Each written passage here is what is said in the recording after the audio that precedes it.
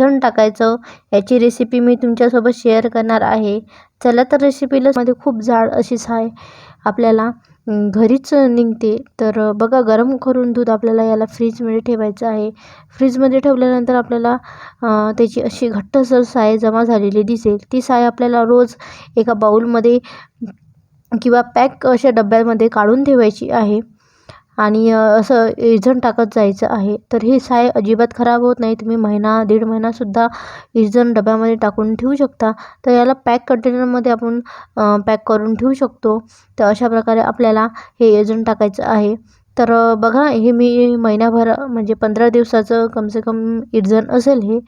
तर मी इथे साय टाकत गेलेली आहे. तर एवढी साय आपली जमा झालेली आहे.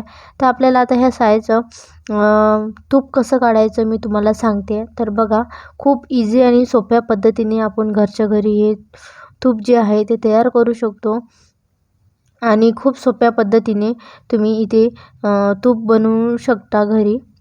तर बघा, मी आता हे जे साय आहे पूर्ण जे इजन आहे ते एका मिक्सरच्या भांड्यामध्ये टाकून घेतलेलं आहे. आपल्याला हे मिक्सरच्या भांड्यामध्ये टाकून घेतल्यानंतर यामध्ये आपल्याला थंड असं पाणी घालून घ्यायचं आहे. यामध्ये पूर्ण थंड पाणी घातलेले नाही. हे जे आहे जे आपले लोण्याचे जे कण राहतात ते एकमेकाला असे जमून येतात, म्हणजेच त्याचा गोळा तयार होतो. त्याच्याप्रमाणे आपल्याला यानुसार थंड पाणी यामध्ये घालून घ्यायचं आहे. तर बघा, मी इथे थंड पाणी घालून घेतलेलं आहे. तर आपलं थंड पाणी घालून घेतल्यानंतर आपल्याला मिक्सरमधून याला आपल्याला घट्ट असं फिरून घ्यायचं आहे. घट्ट फिरून झाल्यानंतर आपल्याला 2-3 वेळा फिरवायचं आहे, जेणेकरून जो गोळा आहे त्याचा तो पूर्ण बाहेर येतील आणि लोणी जे आहे ते वेगळं होतील. आणि होत नसेल तसं तर आपण यामध्ये तुम्हाला एक ट्रिक सांगते, तुम्ही बर्फाचा सुद्धा तुम्ही यामध्ये वापर करू शकता. तर बघा, मी इथे 4-5 बर्फाचे क्यूब्स घेतलेले आहे. तर मी इथे हे बर्फ घालून याला पुन्हा फिरवणार आहे. बर्फ टाकून फिरवल्यानंतर बघा, खूप छान असं लोणी तयार होतं आणि घरचं हे लोणी आहे ना अजिबात खराब होत नाही आणि असं रवाळ तूप तयार होतं.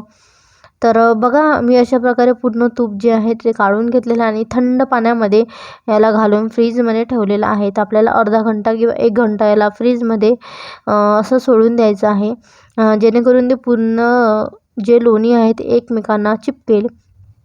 आणि आता आपल्याला याला कढवून घ्यायचं आहे. तर कढवायचं कसं तूप, तर मी तुम्हाला हे सांगते आहे. आणि जास्त असं डार्क करायचं नाही आहे आपल्याला, जेणेकरून हे तूप जे आहे ते लालसर व्हायला नको. तर आपल्याला याला मस्त रवाळ असं तूप बनवायचं आहे. तो खूप सुगंध असा येतो ह्या तुपाचा, घरच्या तुपाचा, आणि खूप असं चविष्ट खायला लागते. तर बघा, मी इथे एक तूप कढवण्यासाठी गंज घेतलेला आहे.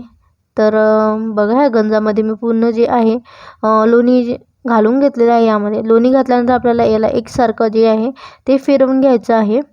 व्यवस्थितपणे फिरवल्यानंतर बघा, तर याचा थोडा थोडा करून असा कलर जे आहे तो चेंज होत जाईल आणि ज्यातलं ते पाणी पूर्ण जे आहे ते पूर्ण पाणी असं जळून जाईल आणि तूप जे आहे ते वरती वरती येत जाईल. तर अशा प्रकारे आपल्याला पूर्ण तूप जे आहे ते वेगळं करून घ्यायचं आहे याच्याकडून. तर खूप छान असं कढवून झालेलं आहे. तर बघा, हे अशा प्रकारे आपल्याला तूप जे आहे ते कढवून घ्यायचं आहे. बघा, खूप छान असं तूप तयार झालेलं आहे इथे.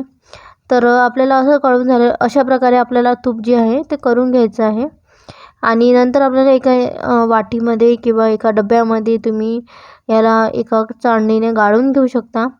तर बघा, मी इथे हे एका चाळणीने गाळून घेते. आपल्याला छान अशी स्टीलची चाळणी घ्यायची आहे. तर मी स्टीलच्या चाळणीने पूर्ण तूप जे आहे ते गाळून घेणार आहे. बघा, खूप छान असं तूप झालेलं. आता तुम्ही म्हणणार हे ब्राऊन दिसतं, असं नाही. याला आपल्याला रात्रभर तुम्ही झाकून ठेवा, खूप छान असं रवाळ तूप तयार होतील. आणि कशी वाटली रेसिपी कमेंट करून नक्की सांगा. चॅनलला सुद्धा सबस्क्राईब करा. थँक्यू.